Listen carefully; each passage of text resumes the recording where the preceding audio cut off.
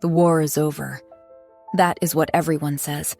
And if the war is over, Annie reasons, then Papa is coming home. He promised. So she waits. Days in the snow, nights with no food. The villagers step around her like she is part of the road. Nobody stops to help. So when a warrior rides in on a great black horse, surrounded by guards and wolves and the kind of silence that makes grown men press themselves against walls, Annie does the only thing she can think of. "Please find my papa," she asks him, brandishing her last coin. "I can pay." The crowd forgets how to breathe. Because the man Annie has just approached like a common hired hand is Alpha King Fennon, ruthless conqueror, destroyer of kingdoms, a name used to frighten children into obedience and soldiers into loyalty. Everyone expects the child to be punished for her disrespect. Instead, the king kneels. So now the crowd is wondering, why would the most feared ruler in the land stop for one half-frozen child no one else would even look at? Chapter 1. Annie's toes had stopped hurting 2 hours ago. That was either a good sign or a very bad one. She couldn't quite remember which. Papa had taught her about frostbite once, but the lesson felt fuzzy now. She shifted her weight carefully. Her boots were split along the sides, letting snow soak through her stockings. The cold didn't matter, though. Nothing mattered except staying right here. "Wait here," Papa had said 3 years ago, kneeling so his eyes, one brown, one green, just like hers, were level with her face. "When the war ends, you wait at the milestone. I'll always find you there." Annie touched the stone marker with one numb hand. The war was over now. Everyone said so. Papa would be coming home down this very road, and he'd see her waiting just like he'd told her to, and he'd scoop her up and spin her around and everything would be right again. She just had to wait a little longer. Her stomach cramped, a sharp twist that made her gasp. The landlady had thrown her out 4 days ago. "Your father's dead, girl. No coin means no room. Out with you." But the landlady was wrong. Papa wasn't dead. He'd promised to come back. Papa never broke his promises. Annie curled her fingers around the single coin in her pocket. She wasn't going to spend it on food. She was going to use it to hire someone to find Papa. Papa always said good work deserved fair payment. She'd asked 43 people in 3 days. Someone would know something eventually. That was just mathematics. A horn sounded in the distance, and Annie's head snapped up. But the crowd around her wasn't gathering to greet returning warriors. People were scattering, pressing themselves against buildings, yanking children into doorways. "Eyes down!" a man hissed to his son. "Do you want to lose them?" Then the wolves came. Massive shapes paced alongside the horses, darker than shadows, eyes gleaming. They moved like violence given form. The villagers pressed themselves flat against the walls, all eyes fixed on the man at the front of the procession. He rode the biggest warhorse Annie had ever seen. Dark fur draped across his shoulders, armor that looked like it had seen 100 battles. Scars crossed his face, one along his jaw, another through his eyebrow. The crowd stopped breathing. Annie didn't understand the fear pulsing through it, but she understood one thing. This man was powerful, and if he was leading soldiers home from war, he might know where Papa was. She started forward. "How dare you, girl!" a guard's voice cracked. "Kneel!" Annie barely heard him. "You're in the presence of His Majesty, the Alpha King Fennon of House Silverhall." Annie's gaze snapped back to the man on the warhorse. The Alpha King. Her heart leaped. If anyone could help, it was him. She walked right up to the massive warhorse and tilted her face up, up, up. "Excuse me, Mr. King?" Annie asked. The silence that followed felt like the moment before lightning struck. His gaze fell upon her, green eyes, deep and dark like forest in shadow. "Have you seen my papa?"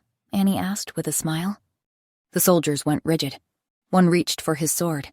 "Your Majesty, shall I dispose of—" The king lifted one hand. The guard stopped mid-breath. Annie, encouraged, continued. "My papa is a soldier, and he has eyes like mine." She pointed to her own face, to the mismatched eyes she'd inherited. The king's face did something strange. His jaw clenched and he dismounted. The crowd pulled back, but Annie kept smiling. The king was listening. That was more than anyone else had done in 3 days. He knelt. "Have you been alone long, child?" he asked. 3 days, Annie said. "Papa told me to wait here when the war ended." It occurred to her that the war had ended because of this very king. "Thank you for ending the war, Mr. the King." She launched herself against him, her little arms wrapping around his neck. The king froze. The entire crowd froze. Silence reigned. "It's cold, child," the king said after a beat. "Go back inside." "I can't. Papa's coming home soon. I have to wait here so he can find me." Something in his expression made Annie's stomach twist. Your Majesty, can you please find my papa?" Sharp gasps rippled through the crowd. Annie rolled her eyes. She wasn't foolish. She was prepared. "I can pay." She dug the coin from her pocket and held it up proudly. "Papa says good work shouldn't come for free. I can pay good money, honest." The crowd's collective inhale sounded like wind before a storm. A heartbeat passed, then another. "All right," the king agreed, extending his hand. He studied her trembling hands. "Come with me, child. You'll eat. You'll be warm." Annie's heart swelled, but she shook her head. "If I leave, Papa won't find me." The king looked away, a muscle ticking in his jaw. "If your father returns—" "When he returns," Annie corrected. The king grimaced. "When?" he said, like it cost him. "I will leave word. He will know where to find you." Annie studied his face, remembering Papa's most important rule. Kind eyes mean good hearts. The king's eyes were tired, heavy, like he was carrying something too big to set down, but not cruel. "You promise?" Annie asked, her voice small. "I am the king," he said. "My word is law." "Then I'll come," she said. Behind her, the village released a collective breath of pure shock. Chapter 2. Nesta. Princess Nesta had perfected the art of standing like a statue. Spine straight, chin lifted. No one watching would guess that beneath her carefully maintained mask, she was imagining the Alpha King's fortress crumbling to dust, him buried beneath it. Snow gathered on the black stone. His castle's courtyard was crowded with nobles and soldiers, all assembled to witness the king's return. Drums sounded in the distance, a rhythmic thunder that made her jaw clench. He was coming home. The man who had destroyed her kingdom. The man she was being forced to marry. A noblewoman shifted beside her, leaning close enough. "They say he crushed the last rebellion in 3 days," she said. Nesta didn't turn her head. "Yes, well, they also say that efficiency is the hallmark of tyranny," she replied. The woman fell silent, but Nesta caught her nervous glance and smirked. She was a princess of the Southern Kingdom, daughter of a proud line. No amount of force could make her forget what had been taken from her, even if she had to stand here and pretend otherwise. The engagement had been arranged 3 months ago, after the 3-year war that had left her kingdom in ruins. The terms were simple. Princess Nesta would marry Alpha King Fennon, ensuring peace and her family's survival. She would become his Luna, his queen, the symbol of the South's submission to the North. She had met him only once, during the official engagement ceremony. The memory still made her stomach twist. He'd stood at the far end of the throne room, and even across that vast space, his presence had been overwhelming. She tried not to pay him any attention. Their advisors had negotiated the final terms while Nesta stood on her designated mark. But then he'd looked at her. One long, assessing look from eyes the color of deep forests. Green, but darker than any green had a right to be. Predator's eyes. Nesta had stared back with all the defiance she could pack into a single glance. It had infuriated her, that look. The casual way he'd assessed her like she was a horse he was considering purchasing. But what had infuriated her more was the small, traitorous part of her that had noticed he was beautiful in the way a blade could be beautiful. Deadly and perfectly and utterly capable of destruction. She'd crushed that thought immediately, refused to let it surface again, ever. Trumpets sounded, sharp and clear. The gates began to open. Nesta's fingers tightened. She'd survived this long by hiding her hatred behind perfect manners. She could survive this too. A massive black wolf padded into the courtyard. The Alpha King.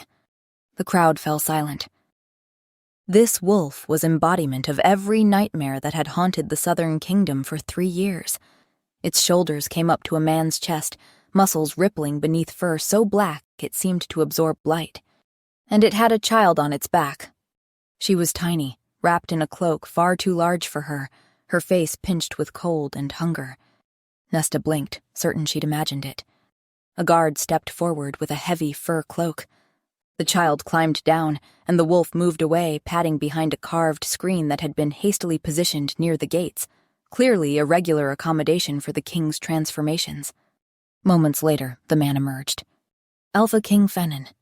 Nesta's breath caught despite herself. He was taller than she'd remembered, somehow, and dark hair fell loose around his shoulders now, damp with melted snow, softening nothing. And those eyes, dark green, intense, missing nothing as they swept the assembled crowd.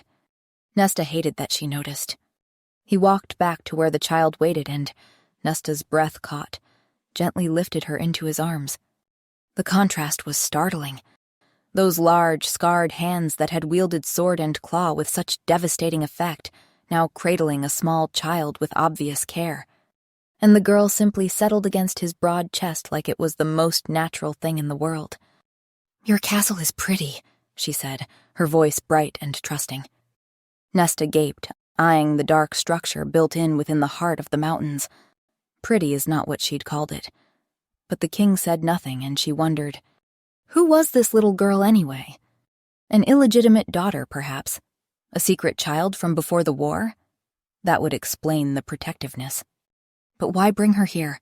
Why now? The king strode forward, the child still in his arms, and the crowd parted automatically. His eyes swept the assembled nobles, assessing, cataloging threats, noting absences. Then his gaze found Nesta. For a heartbeat, they stared at each other across the courtyard. His expression didn't change as he looked at her, but something flickered in those dark green eyes. Something that made her pulse quicken in a way she absolutely refused to acknowledge. "Princess Nesta," he greeted, his voice as rough as she remembered. Nesta inclined her head with perfect glacial politeness. She kept her face perfectly neutral, her eyes cold. For just a moment, his expression shifted. Disappointment. But then it was gone. He turned away, carrying the child toward the raised platform where his throne waited, and Nesta found herself watching the way he moved, like a predator who'd never learned to doubt his own power. She looked away sharply, annoyed with herself. Meanwhile, the court murmured, confused and curious. Nesta wasn't the only one staring at the child. Up close, Nesta could see how thin she was, how her clothes hung off her small frame. A courtier leaned toward another, whispering loud enough for Nesta to hear. "Who is she?"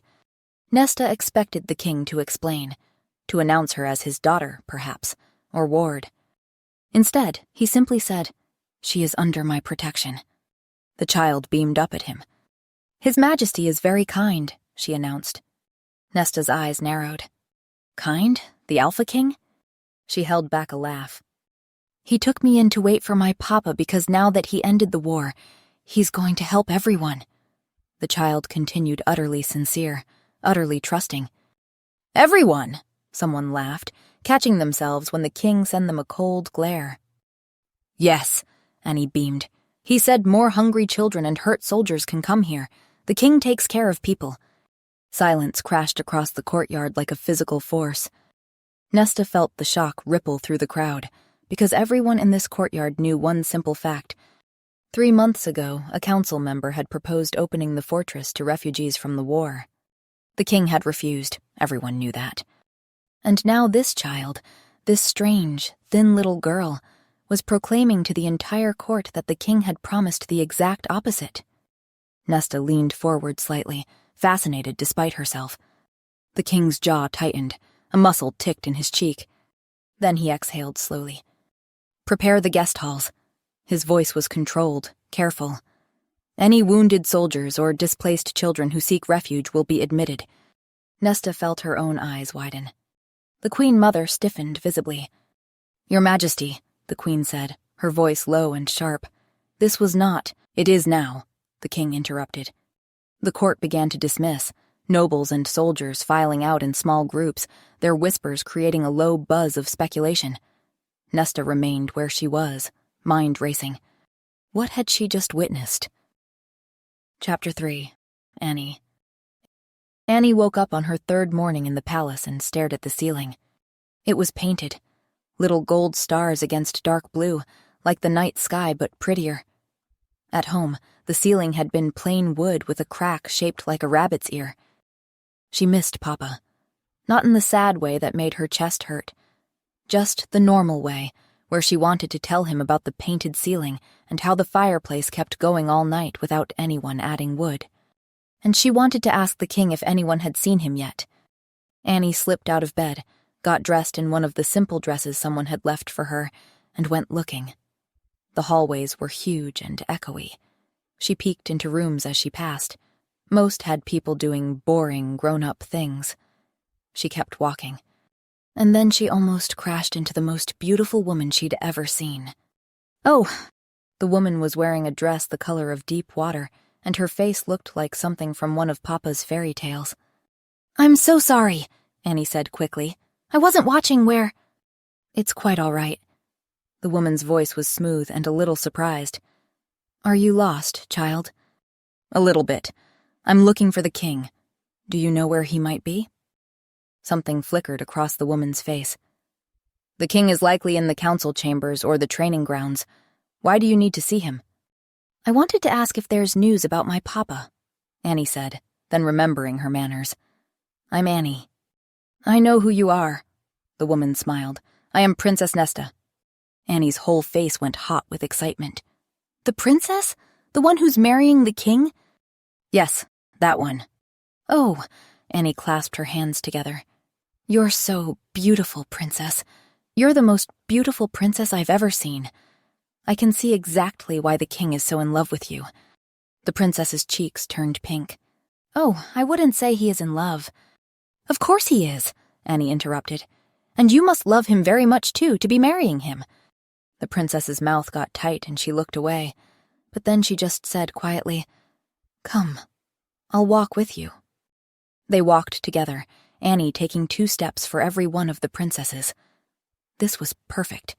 The king was a hero, and he was marrying a beautiful, kind princess, and soon Papa would come home and they'd probably all live here together. Like a family.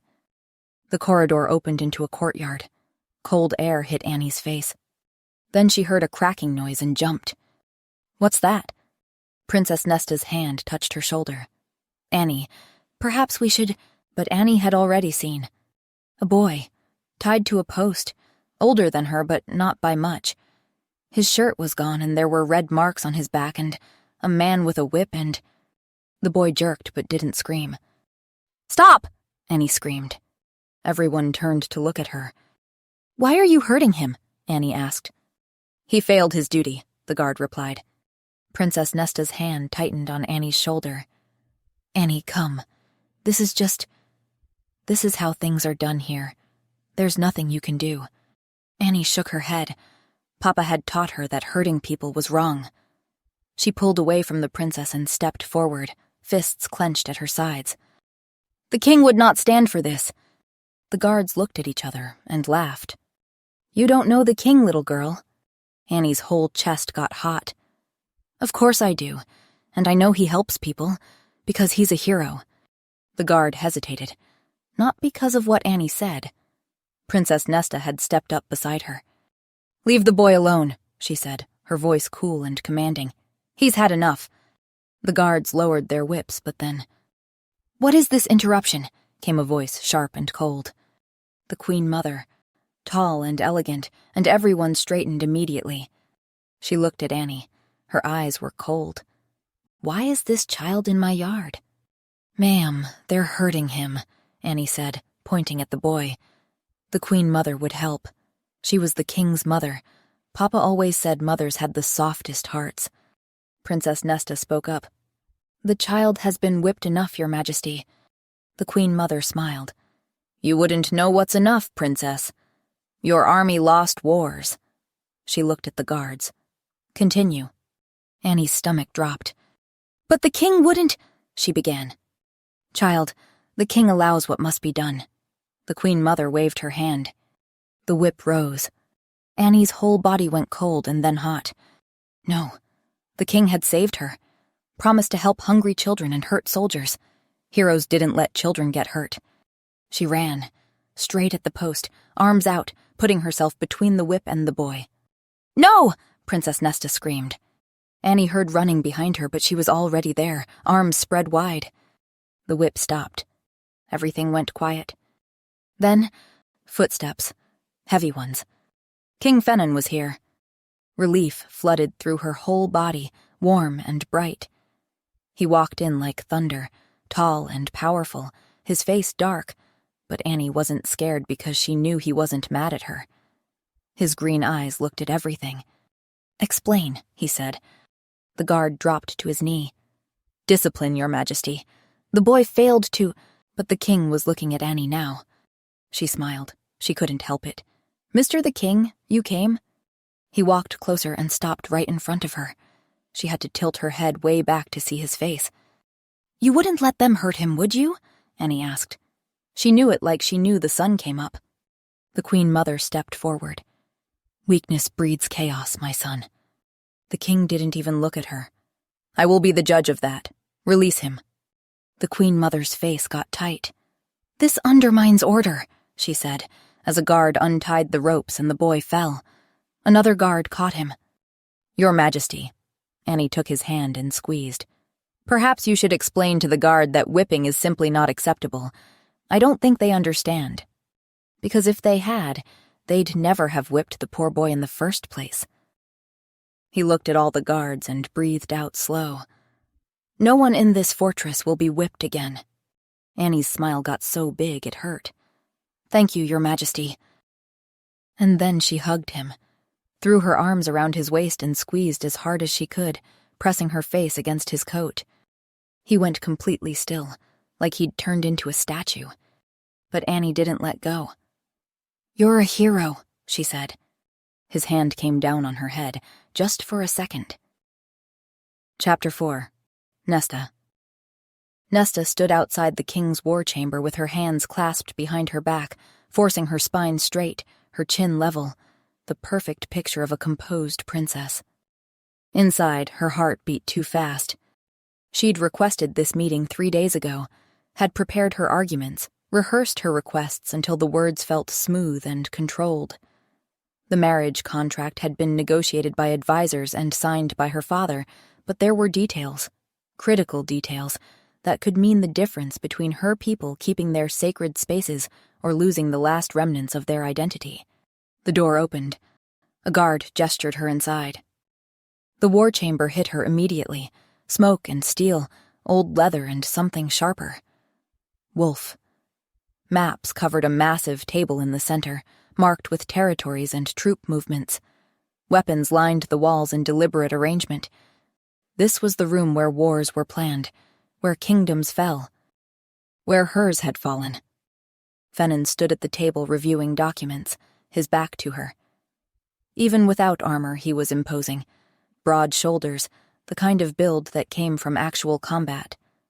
Dark hair slightly disheveled, sleeves rolled to his elbows, forearms corded with muscle and marked with old scars. He looked up when she entered, and those green eyes found hers. Nesta's breath caught despite herself, predatory in a way that made her wolf instincts flare, half warning, half something she refused to name. Princess, he said. His voice was rough, controlled. Your Majesty, she kept her tone neutral, even as her pulse jumped. He gestured to the chairs near the fireplace. They sat, and immediately Nesta was aware of how close they were. She could see the details she'd tried to ignore in the courtyard. The scar through his eyebrow, the sharp line of his jaw, the way his hands moved with controlled precision as he pushed the marriage contract toward her. Nesta looked down at the document quickly, before her thoughts could wander further. You had concerns about the terms? He asked. Clarifications, Nesta corrected, pleased that her voice came out steady. Article 7 addresses the treatment of Southern Kingdom customs and religious sites.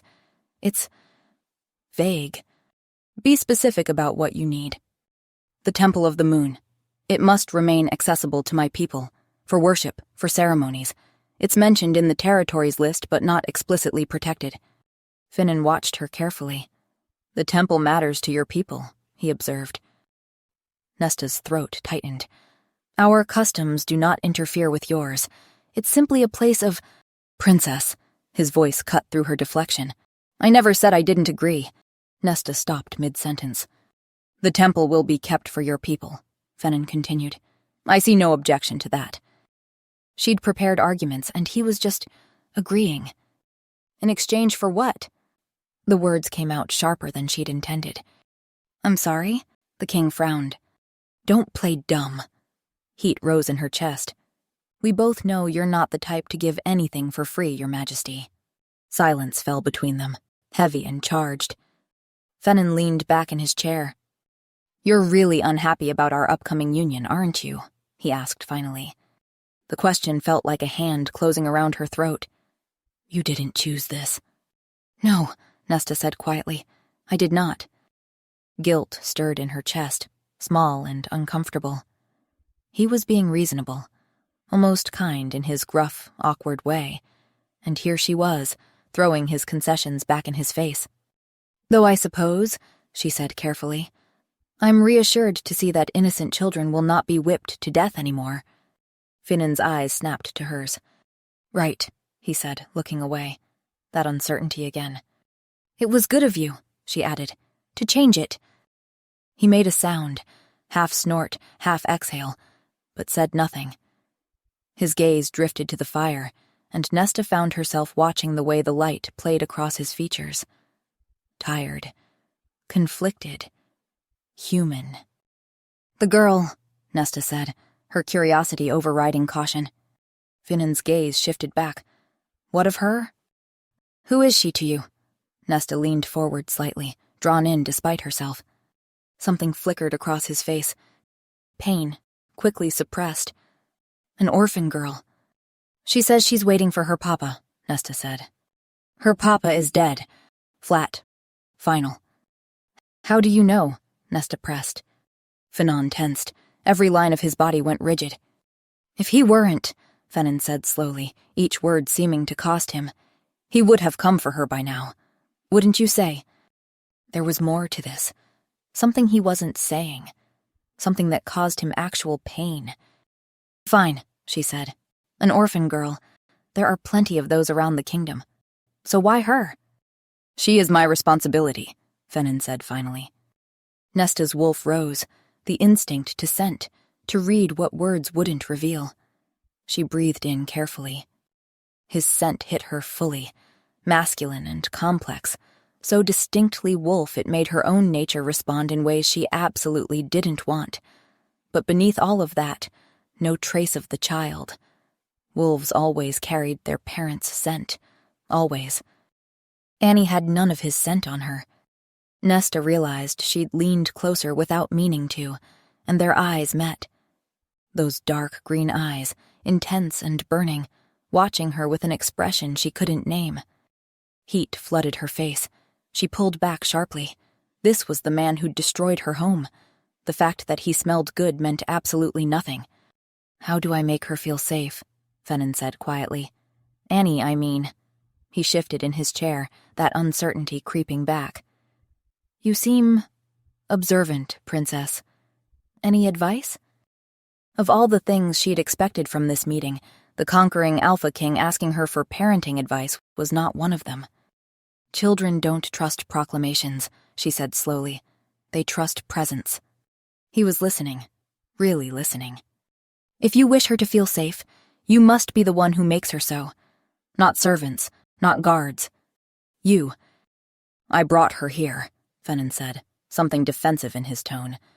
And then vanished for days, Nesta countered, her voice gentler now despite herself. He didn't deny it. You command armies, Nesta continued, yet you fear a child's expectations? She believes I'm good, he said, looking lost. But you don't agree? Nesta asked softly. Fennon's gaze met hers, and the intensity of it stole her breath. You tell me, Princess. Should I? The question hung between them, honest and vulnerable in a way that made Nesta's chest ache. A week ago, the answer would have been simple. Absolute. Now, sitting here in the firelight, watching conflict play across his scarred face. I think, she said carefully, her voice barely above a whisper, that you could be, if you chose to be. Something passed between them in the silence that followed, fragile and terrifying. Understanding, maybe, or the beginning of it. Chapter 5. Nesta. A month had passed. Nesta stood at the corridor balcony overlooking the inner courtyard, telling herself she was simply taking air. She was not watching the king. She was simply standing here, looking at the courtyard, which happened to contain the king. Below, Fennon knelt in the dirt beside Annie, dark hair falling forward as he bent to the child's level. Breathe, he said. Do not force it. Tell that to her, Annie muttered. My wolf is being very shy. Your wolf isn't a different person, little one, Fennon said. She is part of you. Shifting just takes time, that's all. Annie considered this with the grave seriousness she applied to most things. Maybe I'm shy then, she said. And there it was, a sound Nesta had never heard from the Alpha King, low and brief and real. A laugh. You didn't seem particularly shy, Fennon said, when you hired me to find your father. Annie giggled, and the sound floated up through the cold air like something warm. Nesta's chest tightened strangely. Kings do not kneel to children. The Queen Mother's voice cut through the courtyard like a blade. She stood at the far edge, wrapped in dark fur. Fennon didn't even look at her. Beats bending double and ruining my back, don't you think? Annie laughed again. The Queen Mother's eyes went to Annie, and the look on her face made Nesta's blood cool. Not displeasure, not irritation. Something calculating. Nesta filed it away and stepped back from the railing. She was almost back to her apartments when the small figure appeared at the corridor junction, planting herself directly in Nesta's path with both hands on her hips. There you are, Annie announced. Here I am, Nesta repeated. Fennon is free for dinner, and Papa always says families eat together. We are not, Nesta attempted, but Annie had already taken her hand and was tugging, and Nesta was following. She found herself seated at the royal dining table before she entirely understood how she'd gotten there. The private chamber was smaller than the great hall, firelight instead of chandeliers. Fennon sat at the head of the table wearing that particular expression he reserved for situations Annie had engineered, somewhere between resigned and something softer.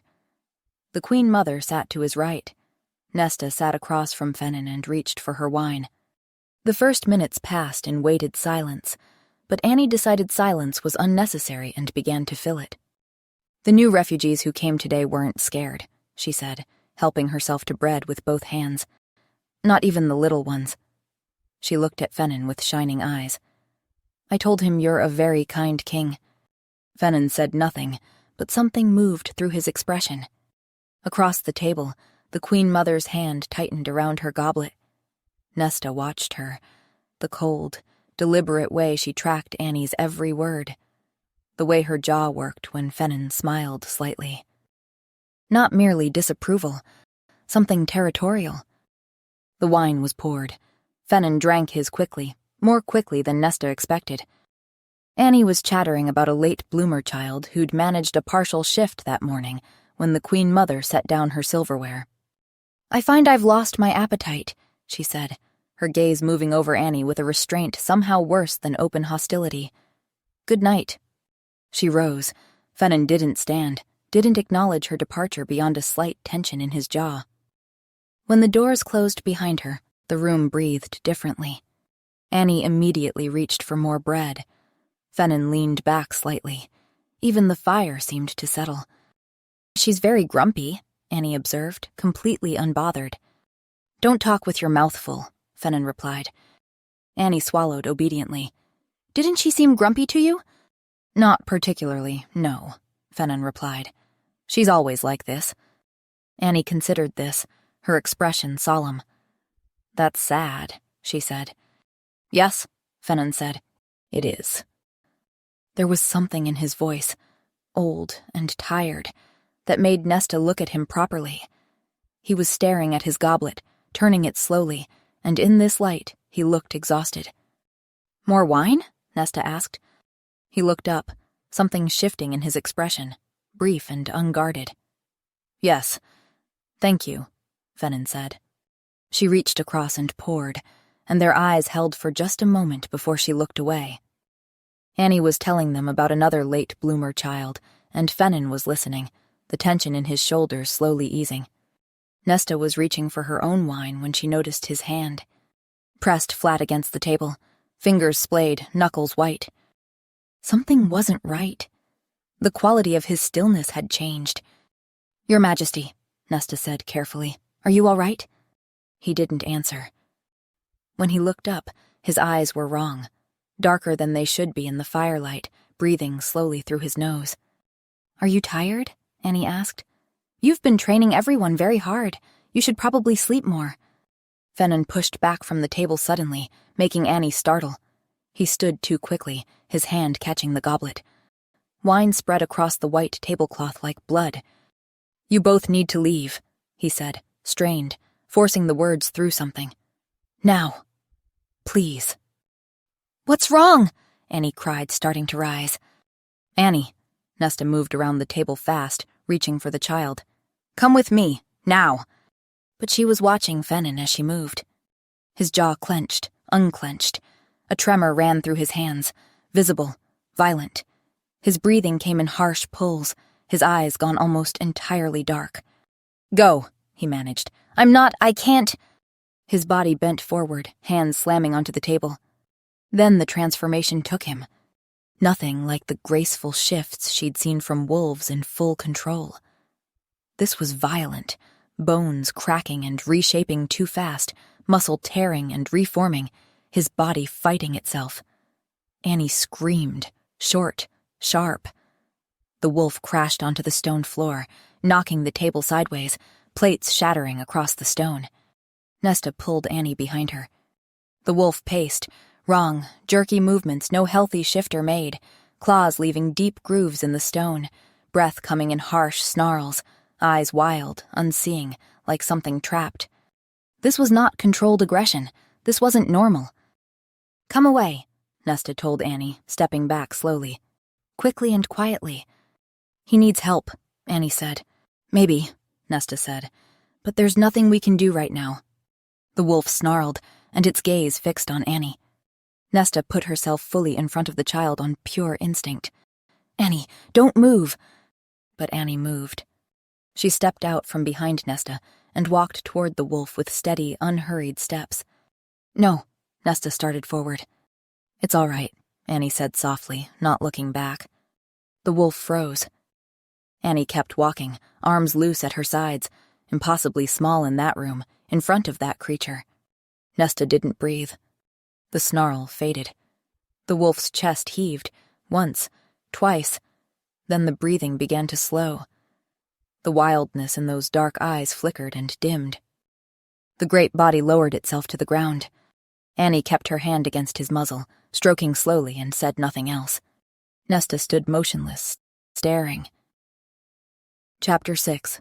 Nesta. The room was quiet now. Annie had fallen asleep by the fire, curled against the wolf's warm flank. The wolf slept too, his great chest rising and falling in slow, even breaths.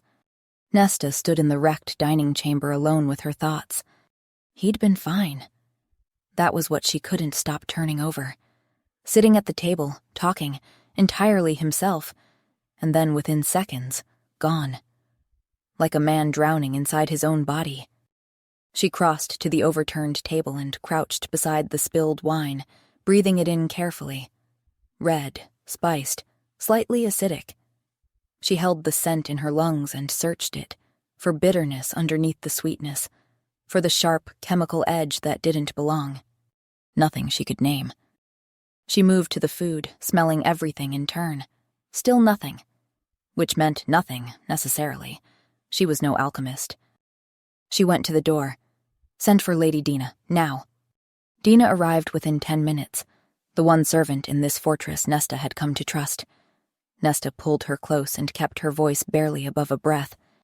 "Collect samples from everything on that table. Every dish, every goblet. Take them to the castle alchemist tonight, by order of the king. Tell him to test for anything that should not be there, and to send word to me privately." "How privately?" Dina asked. "To no one else," Nesta said. "No one." Dina nodded and moved to the table without another word. Nesta turned back to Annie.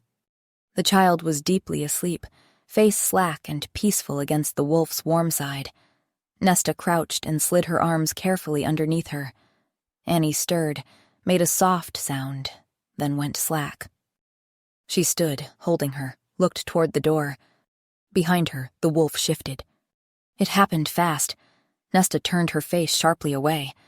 She heard Dina finish and slip out the door without being asked. "Good woman."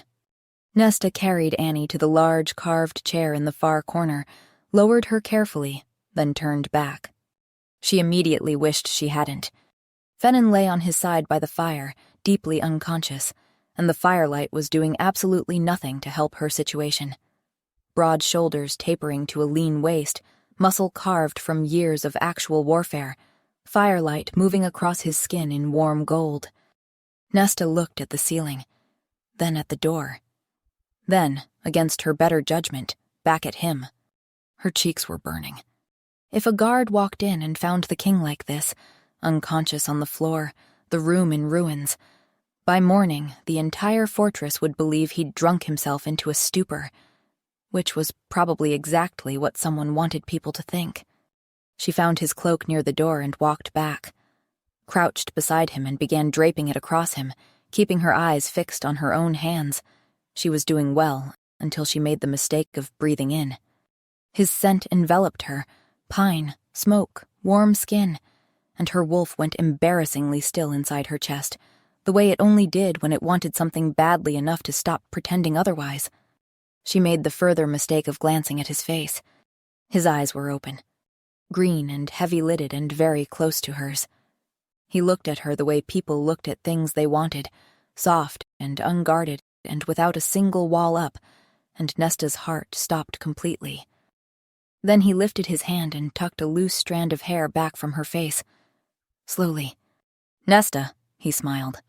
Every coherent thought she possessed evaporated simultaneously. She cleared her throat, sat back. "Your Majesty," she said. He blinked. She watched awareness return, the warmth retreating, recognition arriving, then the full weight of memory landing all at once. His eyes swept the ruined room. His face went pale. "Where is Annie?" "Safe," Nesta said, nodding toward the corner with her chin. He found the small figure in the chair, and the breath left him in a long, broken exhale. "I apologize," he said finally. "For earlier, I—" "What happened?" Nesta interrupted. Shame crossed his face, the last thing she'd expected from him. "It happens to me sometimes," he said, looking away. "What does?" Nesta asked. "Bursts of— I can't control them." He looked at his hands as if they belonged to someone else.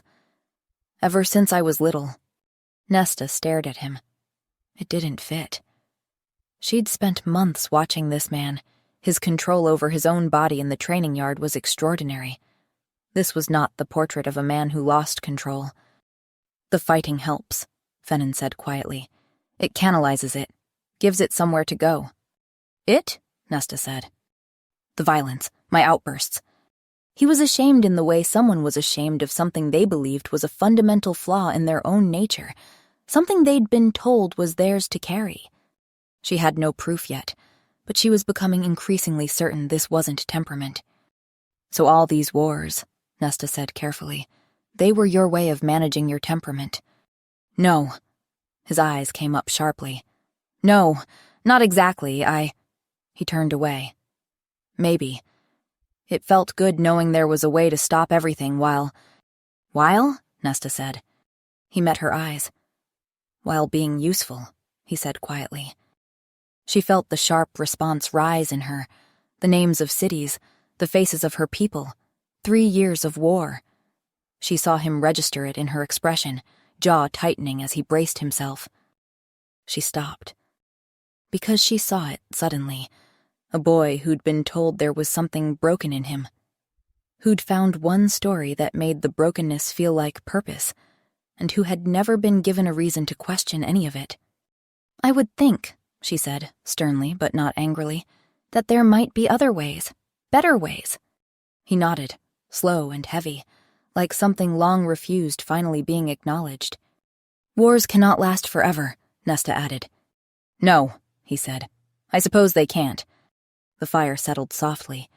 The room felt very small, very warm, and very far away from everything outside it. She became aware of how close they were. Him on the floor, she crouched beside him, barely a foot of space between them. The scent of him enveloped her, pine, smoke, warm skin, and her wolf went embarrassingly still inside her chest. "Did I scare you?" he asked. "Earlier." "Yes," she said. His face tightened. He looked away. "You didn't scare her, though," Nesta said quickly. "Annie, she was scared, but not of you.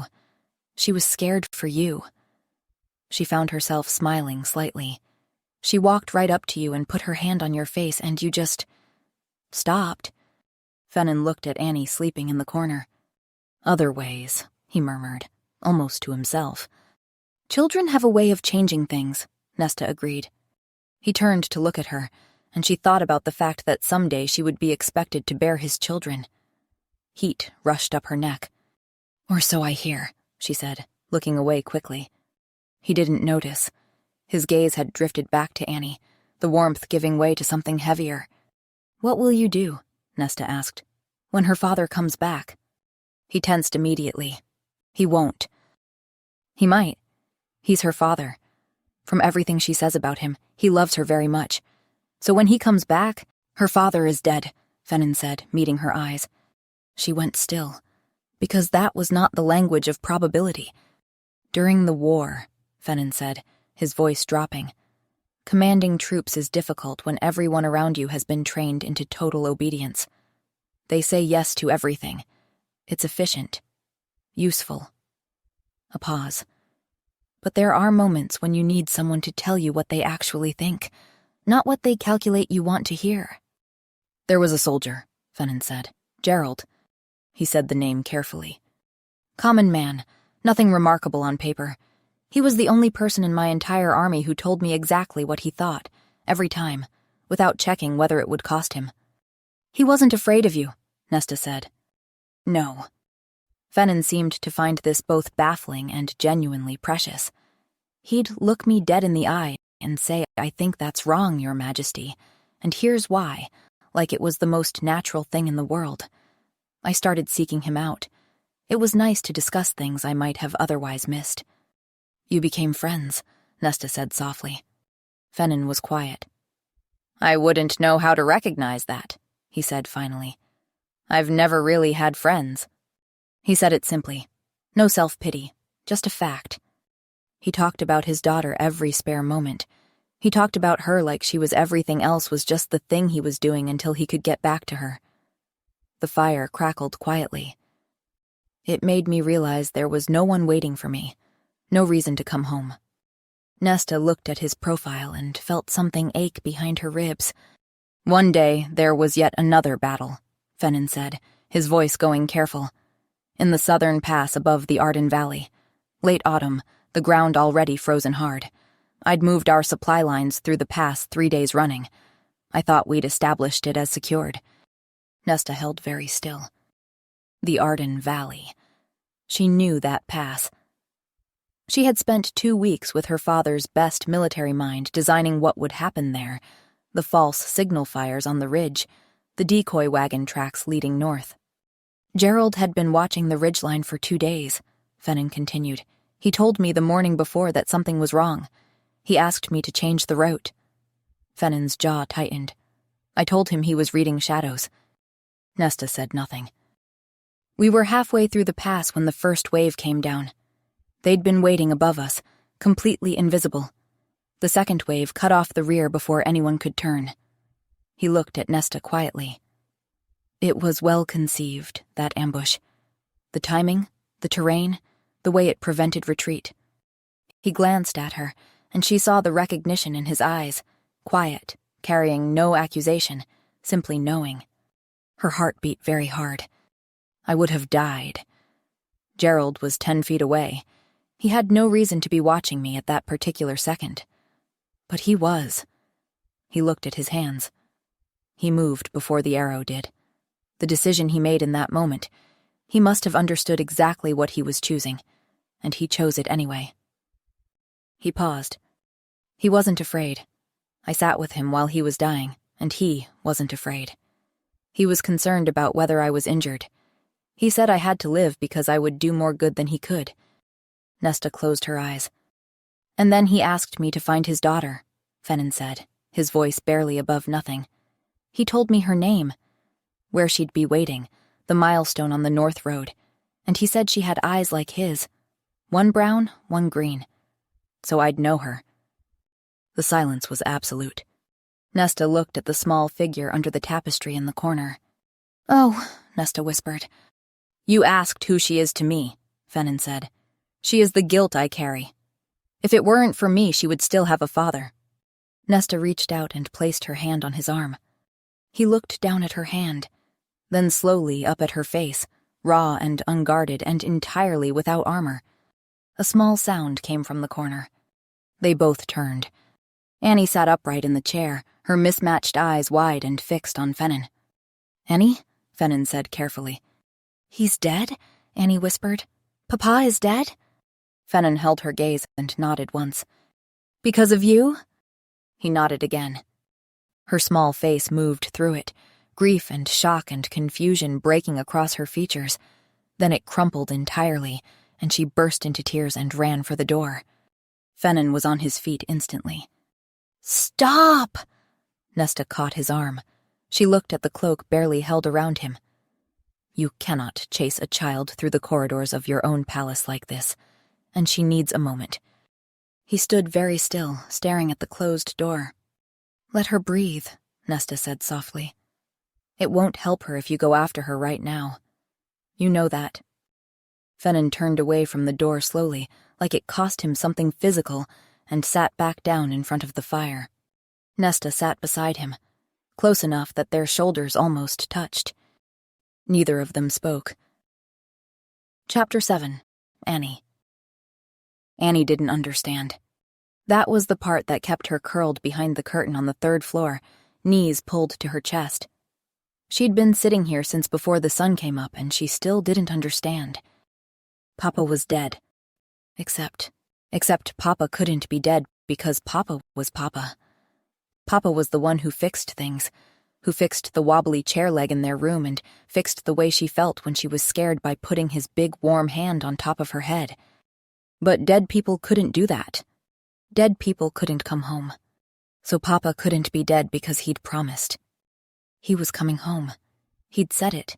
He'd knelt down right in front of her and he'd said, I will come home to you. Papa wouldn't break a promise.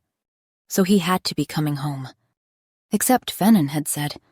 Annie pressed the heels of her hands against her eyes. Fennon had said it like he knew. He'd nodded.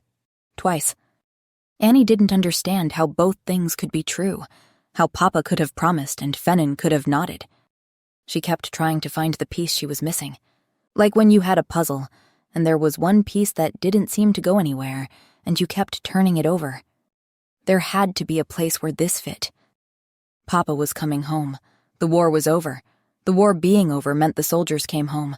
That was how wars worked. That was the whole point of wars ending. She pressed her forehead harder against the glass. Outside, the garden was very still. Papa would have hated it here in winter, she thought suddenly. She wanted to tell him about the palace. She wanted to tell him about the painted ceiling and the soft bed and the boots that fit, and the king who was secretly a hero even though everyone thought he was scary. A sound came out of her that she hadn't meant to make, small and broken and embarrassing. She pressed her fist against her mouth. Don't, she told herself. Papa says crying doesn't fix anything. Annie folded forward over her knees and cried as quietly as she could. She didn't understand. She didn't understand, and it wasn't fair, and she wanted her papa. "Child," came a voice. Annie's head came up. The curtain had been pulled aside, and the Queen Mother was crouching there, which was also completely unexpected, because the Queen Mother did not crouch. But right now she was crouched at Annie's level, and her face was kind. Annie blinked, confused, her cheeks wet. The Queen Mother's eyes were soft, warm even. "Poor little thing," she said quietly. Annie wiped her nose on her sleeve. "I know," the Queen Mother said gently. "I know what they told you last night." Annie swallowed. "I've been looking for you," the Queen Mother said. "I wanted to find you because—" She paused, and her expression did something soft. "Because I have something to tell you, Annie. Your father is not dead." The words went into Annie's ears and then just stopped. "What?" she whispered. "He is alive."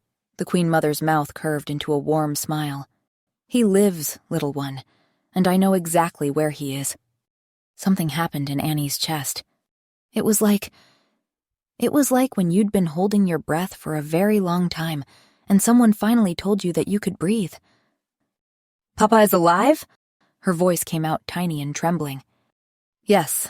The Queen Mother reached out and cupped Annie's wet cheek. "And he misses you terribly."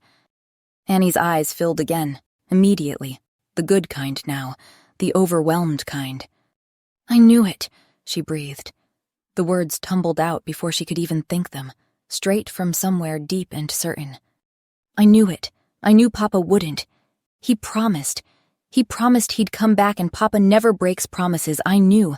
I kept saying he wouldn't, but nobody believed me, and I knew." "Would you like to go to him?" the Queen Mother interrupted.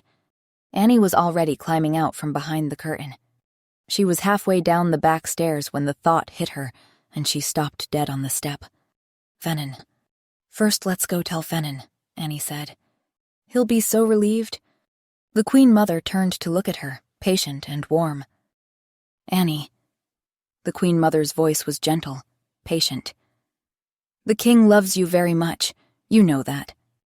"Yes," Annie said. "He wants to keep you here." The Queen Mother's expression shifted into something careful. "He told you your father had died, so that you would stay with him." Annie stood on the step and looked at the Queen Mother's kind face and tried to make those words fit inside the shape of Fennon she kept in her chest. They didn't fit. "He wouldn't lie to me," she said. "He loves you," the Queen Mother said simply. "People do foolish things when they're afraid of losing someone they love." Annie thought about Fennon's face last night, the pain in it. "If you want to see your father," the Queen Mother said gently, "we must go now, and quietly. If the king knows you're leaving, he will stop you." Annie's whole heart resisted this. "But if I just disappear without saying anything, he'll think I'm angry with him. I'm not angry with him. He'll be sad. And what about the princess?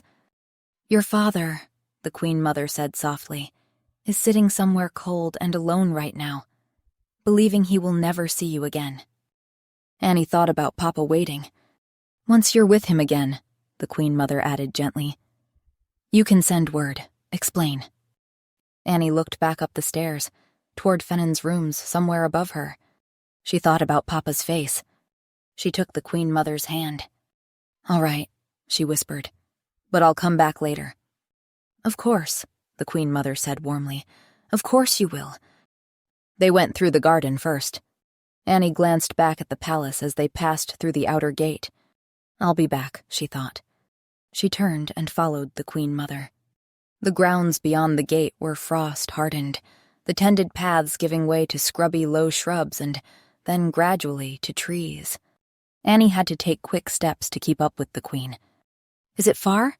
Annie asked. "Not terribly," the Queen Mother said pleasantly. The path narrowed, then narrowed further, then became something more like a deer track, a gap between trees where animals had passed rather than people. They left the castle's gardens down the forest path and into the forest. They walked on, long enough that Annie lost all sense of the palace behind her. No distant bells, no guards, Nothing. Long enough that the excited fluttering in her chest had settled into patient certainty. Just ahead, nearly there, Papa was waiting. The trees opened. Annie looked around. The path had narrowed to something more like a deer track. She slowed slightly. Something felt different. She couldn't name it, just a change in the air. The quality of the quiet. Papa's waiting, she told herself. He's right ahead. Annie hopped over a tree root and kept going. Papa was alive, and in a few minutes she'd see him, and he'd pick her up and spin her around. The path had disappeared entirely. They were just walking through forest. Annie had never been this far from the palace. Something moved through her, not quite worry, not quite fear. "Are we nearly there?" she asked. "Nearly there," the Queen Mother said. The trees opened suddenly into a clearing. Annie looked around eagerly. A small space, snow still lying in the shadows at the edges where the sun hadn't reached. Bare earth in the center, frozen hard. Empty. "Papa?" Annie called. She frowned. The clearing was empty. The snow at the edges was undisturbed. Nobody had been here. Annie turned to the Queen Mother. She was standing completely still. "Where is my papa?" Annie asked carefully. The Queen Mother reached behind her and lifted a bow. Annie looked at it. Her mind felt strange, slow and fast at once. "Where is—" Annie took a step back. "You said he was here." The Queen Mother said nothing. She nocked an arrow with practiced ease. The shaft was black. The tip was darker still, coated. Annie's back found a tree. "History remembers victory," the Queen Mother said quietly. "It never remembers mercy." Annie shook her head. She didn't understand what that meant. "Papa!" she called out, looking around because she was growing scared and she wanted to find him. "Did you know, little one," the Queen Mother said, tilting the arrow to examine it, "that this arrow bears the mark of the Southern Kingdom?" Annie shook her head again. "Your death will restart the war," the Queen Mother said pleasantly, "and restore order." "Why would you restart the war?" Annie whispered. Her chin was wobbling. "It hurts people." "War makes this kingdom strong," the Queen Mother said. "It makes my son's reign powerful. And I will not have a foolish little girl and a conquered princess dismantle what I have spent his entire life building." Annie's eyes were filling. "Please," she whispered, "I want my papa." The Queen Mother shook her head slowly. "You'll be with him soon, child," she said gently. And something in the way she said it made Annie's heart lift for just one small, terrible second. "You'll join him," the Queen Mother said softly. "In death." She drew the bow back. The string pulled taut. Annie pressed herself against the tree trunk. And she did the only thing she had left. "Papa!" she screamed. The word tore out of her. "He'll come," she thought, frantic. "He promised. He said he'd always find me." "Papa, please!" she screamed. Her voice came back from the trees. Just her voice. Nothing else. The silence settled around her like snow settling on stone. And something in Annie's chest that had been holding on let go. Suddenly she knew Papa wasn't coming.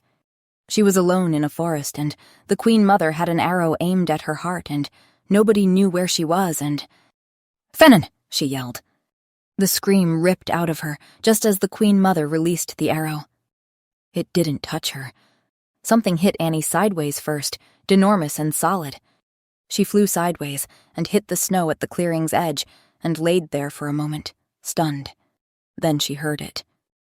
She'd heard it once before, in the dining room, a cry that started as a snarl and broke apart in the middle, raw and ragged. The massive black wolf stood in the center of the clearing.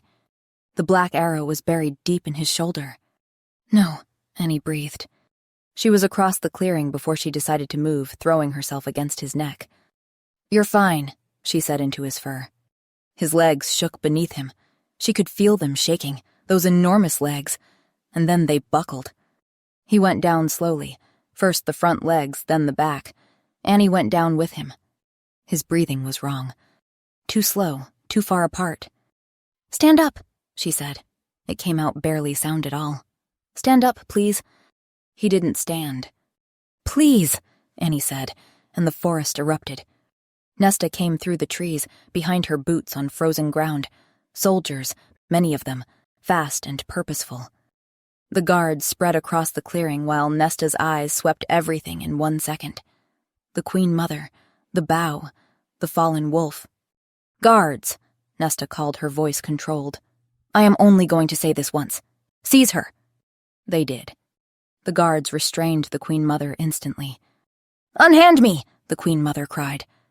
"Unhand you?" Nesta scoffed. "After you tried to murder a child under the king's protection? After you've poisoned your own son?" "It was an accident," the Queen Mother said. "Was it an accident?" Nesta said. "That you've been drugging him his entire life to make him think he had uncontrollable bursts of violence when it isn't true?" Fury flashed in the Queen Mother's eyes. "You can't prove it," she said. "Oh, yes, I can," Nesta replied. "Fennon will not believe it," the Queen Mother argued. "He will," Nesta said. "You tried to hurt Annie. He'll never forgive you." The guards dragged her back. "Mercy weakens kings," the Queen Mother screamed. "Weakens empires. You will all thank me someday." Her screaming was swallowed by the trees. Nesta crouched in the snow beside Annie. "It wasn't your fault," she said quietly. Annie's hands tightened in the black fur. She thought about Papa teaching her about trust, about kind eyes meaning good hearts, about how you could tell the ones worth trusting because they kept showing up. She pressed her face into Fennon's fur. "You showed up," she thought. "We need to move him," Nesta said, already rising, voice shifting into the tone that meant things were going to happen now, quickly and properly. "The healer. Someone go now. Fetch the healer now." Guards moved. Annie didn't. Her tears fell against his wound. Chapter 8. Nesta. Fennon had been unconscious for 3 days, and Nesta had filled every hour of them with tasks, because tasks were the only thing standing between her and the particular kind of fear she refused to examine too closely. She'd met with the council every morning, overseen the Queen Mother's confinement. And still, in the quiet moments she couldn't fill, she found herself thinking about green eyes and a voice saying her name in the dark. She pushed the thought away every time. Until on the 4th morning she went to his chambers. She told herself she was checking on Annie. The child was curled in the chair beside Fennon's bed, her small face pale and still in a way that worried Nesta more than crying would have. Beside her, Fennon lay motionless under heavy blankets, his breathing slow and shallow. The healers had been cautiously worried, which was the worst kind of worried. Nesta settled into the chair beside Annie without speaking. "He's going to be fine," she said. Annie said nothing. "Annie," Nesta insisted.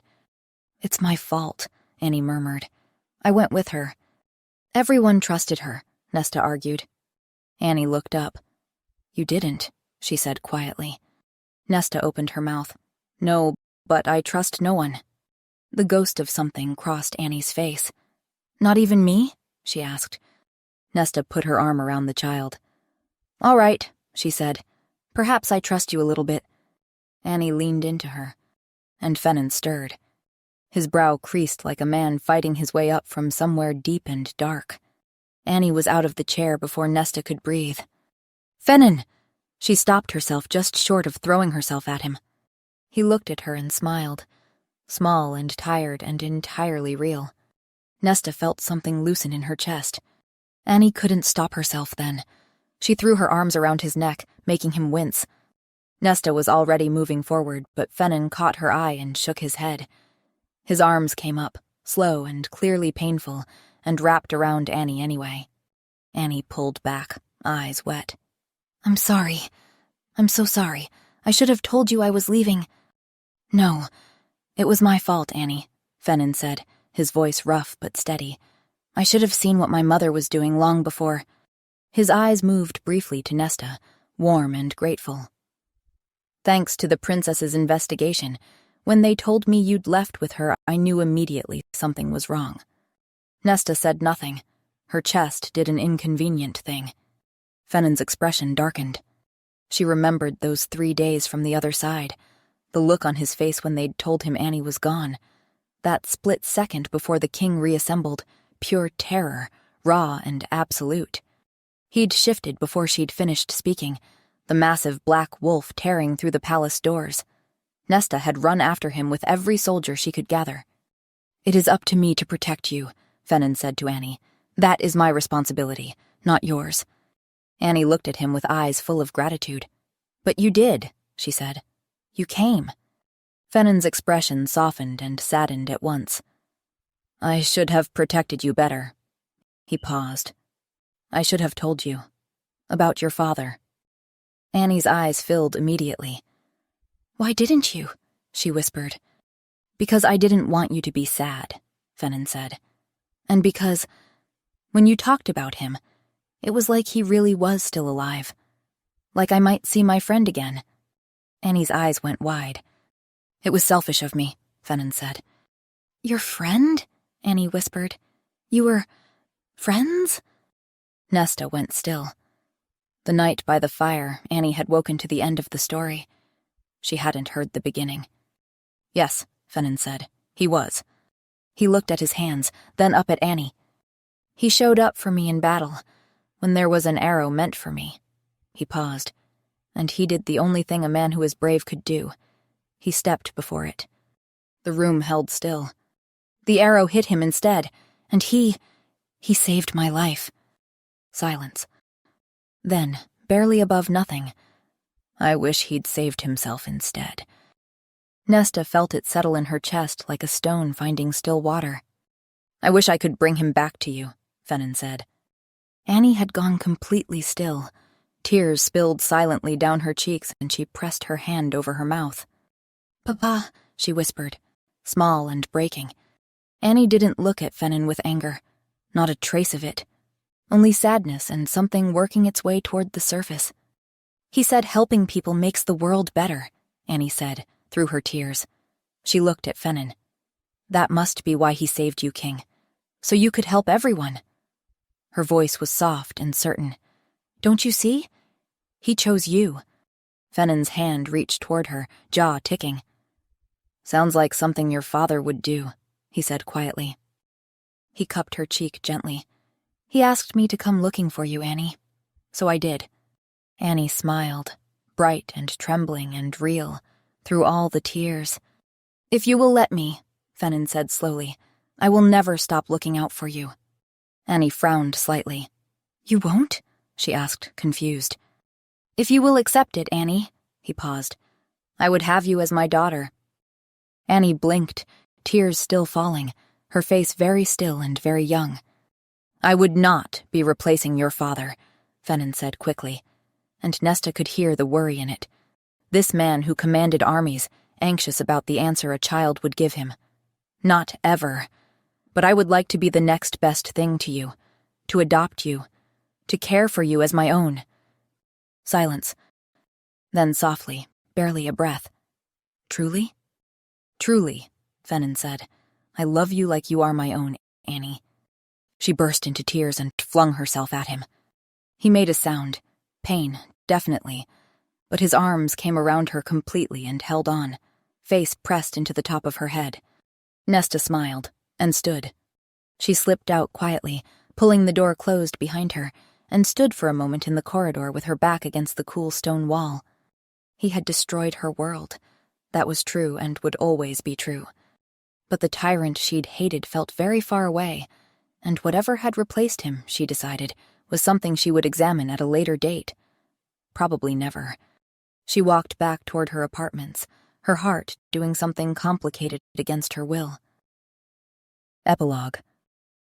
Nesta stood beneath the archway watching Annie chase a butterfly across the courtyard, blue dress already grass-stained, silver circlet worn askew. Princess Annie, no longer waiting at a milestone in the snow, no longer alone. Across the courtyard, Fennon stood with his advisors. Free from his mother's influence, the woman currently rotting in a cell where she belonged, Fennon had become someone Nesta hadn't anticipated. A man rebuilding his kingdom with the same determination he'd once used to conquer others. He'd declared the peace unconditional. She didn't have to marry him. Her people were safe. She should feel nothing but relief. She looked at Fennon, who had stopped listening to his advisor entirely, and was watching Annie with an expression of profound, helpless fondness. Nesta looked away. She didn't understand why she felt so untethered. "I hope you have a safe journey home, Princess," Fennon said, approaching. "Thank you, Your Majesty," she smiled. "My escort has been well briefed." "I would hope so. It is a king's duty, after all, to see his guests return home safely." Nesta felt the corner of her mouth pull upward despite herself. "You've expanded that definition recently." A flicker of humor crossed his face, then faded. Silence stretched between them. "Peace certainly does suit your kingdom," she said. "It suits yours as well," he replied. Another pause. "I apologize," Fennon said quietly, "for the pain I have caused you." Nesta met his gaze. "You must be eager to get back," he murmured. Nesta cleared her throat. "The past is in the past. From now on we enter an era of peace." They looked at each other. His eyes dropped to her mouth. "Will you—" He stopped, started again. "Will you miss it here?" Nesta's heart skipped a beat. "More than I expected," she said softly. His expression caught fire briefly, hope flaring in his eyes. He opened his mouth, closed it. "It was never my place to keep you here," he sighed, resigned. "But I am happy that you stayed as long as you have. It was an honor to have you." Nesta felt the disappointment land in her chest. "Yes, well," she said, and looked away. "Princess Nesta, what are you doing?" Annie arrived breathless, hair loose, cheeks flushed. "I am going home, Annie," Nesta said. Annie's face scrunched into a frown. "But you are home!" Nesta's throat closed entirely. Annie looked between them. "Why is no one saying anything?" Neither answered. So Annie did what Annie always did. She solved it. "Families don't walk away from each other," she said firmly. "Little one, things are not always so simple." "Yes, they are. They are when you love someone." She pointed at Fennon. "And I know that you love her." Fennon stiffened slightly. "Annie, you watch her like you are afraid she'll disappear." She turned to Nesta. "And I know you love him. You stare at him when he's not looking." A pause. "Only a blind person would not see this. It is a good thing I have eyes." She took Nesta's hand, warm, tiny, sure, and placed it in Fennon's. The contact was electric. "Is it true?" Fennon murmured. Nesta looked at him. This man who had been her enemy, her captor, her reluctant ally, and now something else entirely. She couldn't find a single word adequate enough. But he must have seen something in her face. "Maybe it is a very good thing Annie has eyes," he said quietly, "because I am just now starting to see things clearly." He straightened.